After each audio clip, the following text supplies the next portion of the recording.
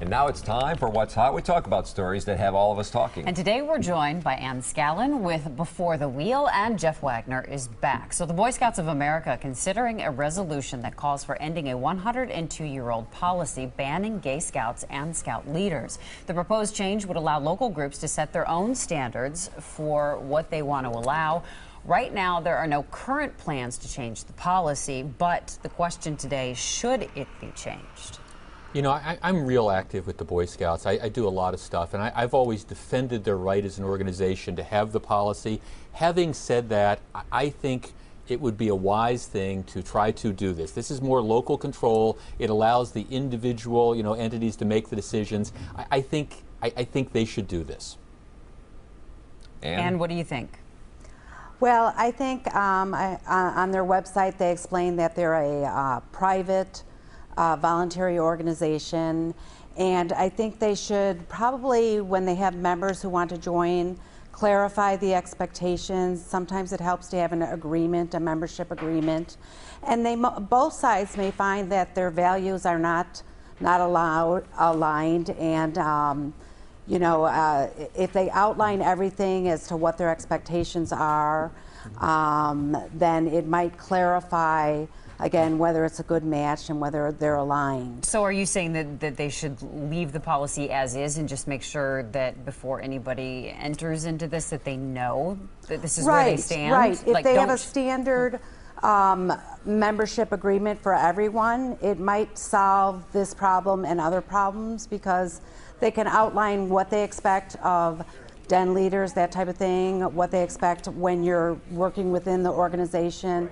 If they have expectations that go outside of that, your behavior in the community or on Facebook or that type of thing. Jeff, we got and then the person, I don't think, would want to agree to it if it doesn't fit their values either. Jeff, we got about 20 seconds left on this topic, but you said you're involved a lot. Is it a big issue, a big concern? Actually, it's not. I mean, I understand on the national level it is, but I work with scout troops, and organizations all over the area. That this never comes up as a practical matter. Quite candidly, I don't think there'd be that much consternation if you allowed the local entities to make the decision.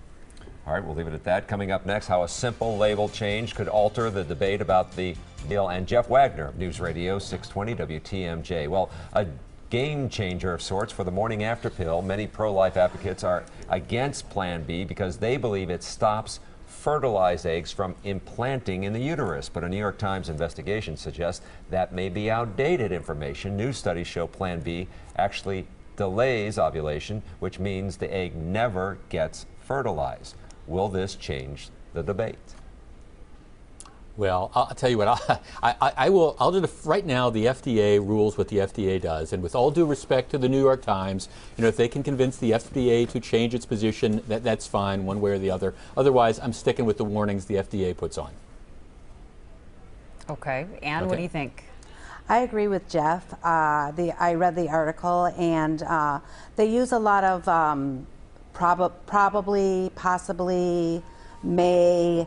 There's no definitive announcement that it can never, the fertilized egg will never be prevented, from implanting. So again, it's a lot of suggestions of possibilities with different studies, but they cannot guarantee that a fertilized egg will be prevented from implanting. So it still should be considered an abortive pill, an abortion pill. It should be labeled that way. Okay, we have another topic. Okay. This one, interesting. A 15-year-old girl refused entry to Walt Disney World theme park in Orlando. Because of this, she was wearing a Tinkerbell costume. I didn't know this, but apparently Disney only allows children younger than 10 to dress up like park characters. She and her boyfriend were able to stay, but they had to change clothes, and they're very upset. See, I feel strongly about this because I'm a huge Pan. You feel strongly I'm a huge about Disney fan here. Okay, this is Wagner's rule of life number one. Life is tough, get a helmet. The reason they have this rule is because anybody that's been to Disney knows that they have characters that are walking around, and those characters the kids look at, there's very strict rules. Their concern is, Peter Pan and Tinkerbell are making out in the corner there. Kids see them and they go, oh, what's going on here? That's why the rule is no costumes on people over 10 unless you can come for their Disney haunted Halloween thing. I have been there. Then you can dress up. I have dressed up for that. What were you? Well, yeah. Oh. You don't remember? You don't No. want He to doesn't say. want to reveal. I was an elf. You were an elf. I was an elf. I can a see 6'1", 200-pound elf. You bet. All right. I'm with Disney. And what do you think? Are you with Disney or against them? I agree with Disney. When I first heard of it, I thought, oh, come on, let the girl dress up. But then when I saw the picture, I thought, well, she looks pretty old in that outfit, and any child could walk up and say, oh, gee, I want a photo with Tinkerbell. And, you know, Disney news moves so fast now, you know, all of a sudden it's on YouTube, and this is what Tinkerbell did, and, Right. you know, Disney has to try to explain all that. So I think they should just stick with that rule and just leave it for the small kids, and there's no confusion. Jeff, did Disney complain when you walked around with the Mickey Mouse ears? They did not Scaring the complain with kids? they didn't complain with the Mickey Mouse ears, and actually, I don't think they complained with the elf costume, but it was hot, you know. Yeah. But they do that, you know, in October. Matter of So fact, it was I'm going down itchy. there this October. It was a little itchy as well. Yes, my family tells stories about meat I'm sure they trapped do. there. Yes. Please post pictures.